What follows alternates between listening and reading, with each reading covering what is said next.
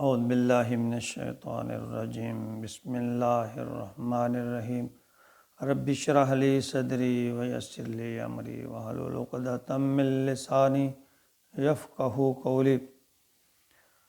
سامعین عزیز وقار، درس قرآن کا سلسلہ میں آج ہمارا سبق سورۃ البقرہ کی آیت نمبر 72 سے 74 تک مشتمل ہے۔ یہاں بنی اسرائیل یہودیوں کا تذکرہ جاری ہے۔ جب اللہ نے انہیں جب بھی کوئی حکم نازل فرمایا تو انہوں نے اسے خریدنے کی کوشش کی، تو اللہ رب العزت نے یہاں ان کا تذکرہ فرمایا ہے۔ قرآن پاک میں اس واقعہ کی ترتیب اس طور پہ نہیں ہے جس طرح تورات میں ہے کہ اب پہلے تذکرہ آ چکا ذبح کرنے کا گائے کا، اب پھر اس قتل کا دوبارہ تذکرہ ہے۔ یعنی قرآن پاک میں اس طرح اللہ کی حکمت ہے، اس نے کس طرح اس کو بیان کرنا چاہا۔ اعوذ باللہ من الشیطان الرجیم بسم اللہ الرحمن الرحیم وَإِذْ قَتَلْتُمْ نَفْسًا فَادَّارَأْتُمْ فِيهَا اللَّهُ مُخْرِجٌ مَا كُنْتُمْ تَكْتُمُونَ فَقُلْنَا اضْرِبُوهُ بِبَعْضِهَا كَذَلِكَ يُحْيِي اللَّهُ الْمَوْتَى وَيُرِيكُمْ آيَاتِهِ لَعَلَّكُمْ تَعْقِلُونَ ثُمَّ قَسَتْ قُلُوبُكُمْ مِنْ بَعْدِ ذَلِكَ فَهِيَ كَالْحِجَارَةِ أَوْ أَشَدُّ قَسْوَةً وَإِنَّ مِنَ الْحِجَارَةِ لَمَا يَتَفَجَّرُ مِنْهُ الْأَنْهَارُ وَإِنَّ مِنْهَا لَمَا يَشَقَّقُ وَيَخْرُجُ مِنْهُ الْمَاءُ وَإِنَّ مِنْهَا لَمَا يَهْبِطُ مِنْ خَشْيَةِ اللَّهِ وَمَا اللَّهُ بِغَافِلٍ عَمَّا تَعْمَلُونَ وَإِذْ قَتَلْتُمْ نَفْسًا فَادَّارَأْتُمْ فِيهَا۔ اللہ تعالیٰ فرماتے ہیں وہ وقت یاد کرو جب تم نے ایک شخص کو، یعنی تم میں سے کسی نے ایک شخص کو قتل کر دیا اور اس کا الزام تم ایک دوسرے پر لگا رہے تھے، قاتل کا پتہ نہیں لگ رہا تھا۔ چنانچہ اللہ نے فرمایا واللہ مخرج ما کنتم تکتمون، اللہ جو ہے مخرج جو ظاہر کرتے ہیں، ما کنتم تکتمون جو تم چھپاتے ہو، جس چیز کو تم چھپانا چاہتے ہو اللہ تعالیٰ اس کو ظاہر کرنا چاہتے ہیں۔ فَقُلْنَا اضْرِبُوهُ بِبَعْضِهَا، اور ہم نے حکم دیا کہ اس مقتول کی لاش کو، اس گائے کا گوشت کا جو ٹکڑا ہے اس ضرب مارو، ضرب لگاؤ۔ اس طرح جو مردہ شخص ہے اللہ تعالیٰ کے حکم سے تھوڑی دیر کے لیے زندہ ہو کر اپنے قاتل کا نام بتا دے گا۔ كَذَلِكَ يُحْيِي اللَّهُ الْمَوْتَى، دیکھو اسی طرح اللہ مردوں کو زندہ کرے گا۔ وَيُرِيكُمْ آيَاتِهِ، اور یہ وہ نشانیاں ہیں لعلکم تعقلون، تاکہ تم عقل سے کام لو، یعنی اللہ تعالیٰ تمہیں یہ نشانیاں دکھانا چاہتے ہیں تاکہ تمہیں عقل سمجھ اور فہم عطا ہو۔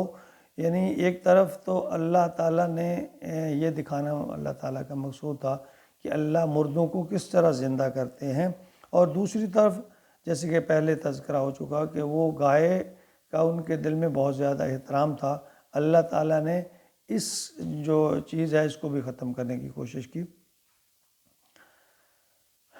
ثم قست قلوبکم من بعد ذالک، پھر تمہارے دل قست قلوبکم، سخت ہو گئے تمہارے دل، من بعد ذالک، اس کے بعد جب دین میں ہیلے بہانے نکالے جانے لگے اور ان ہیلو بہانوں سے شریعت کے احکام سے بچنے اور اللہ کو دھوکہ دینے کی کوشش کی جائے تو اس کا جو نتیجہ نکلتا ہے وہ دل کی سختی ہے۔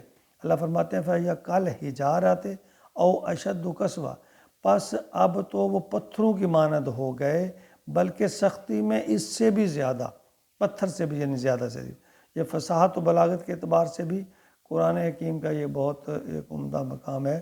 وَإِنَّ مِنَ الْحِجَارَةِ لَمَا يَتَفَجَّرُ مِنْهُ الْأَنْهَارُ، اور پتھروں میں سے تو یقیناً ایسے بھی ہوتے ہیں لما یتفجر، جو پھٹتے ہیں، انہار، اس میں چشمے۔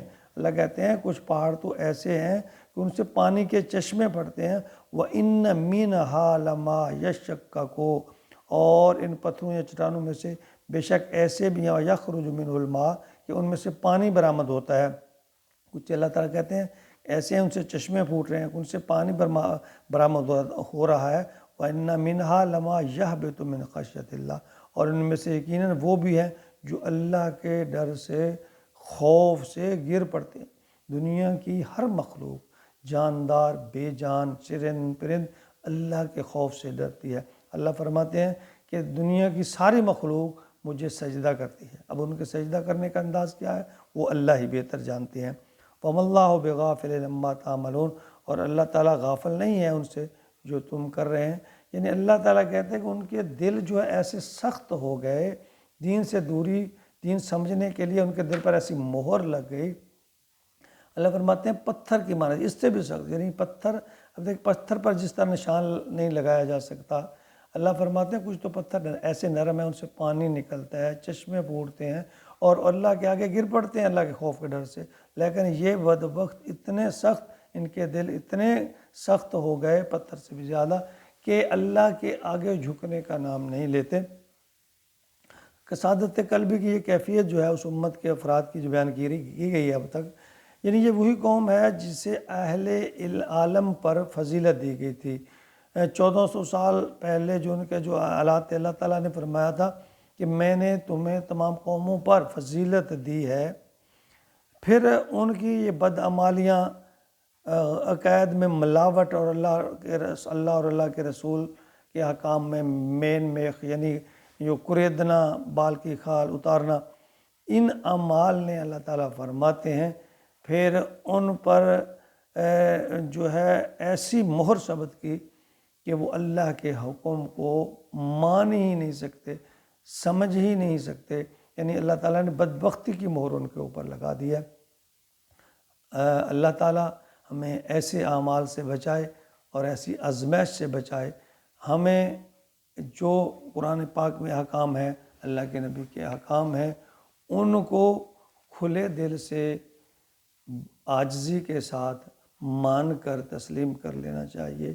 یہودیوں کی مثال اللہ تعالیٰ بار بار بتلا رہے ہیں کہ یہ بدبخت قوم اپنے کردار کی بدعمالیوں کی وجہ سے، کیڑے نکالنے کی وجہ سے، اللہ کے احکام میں شک شبہ لانے کی وجہ سے، پھر اللہ تعالیٰ نے ان کو بدبخت قرار دیا. اللہ فرماتے ہیں یہ وہی قوم ہے جس کو کچھ عرصہ پہلے میں نے یہ فرمایا تھا کہ میں نے ساری قوموں پر فضیلت دی ہے، لیکن یہ اپنے اعمال کی وجہ سے ناکامیوں کے گڑھوں میں گر گئی.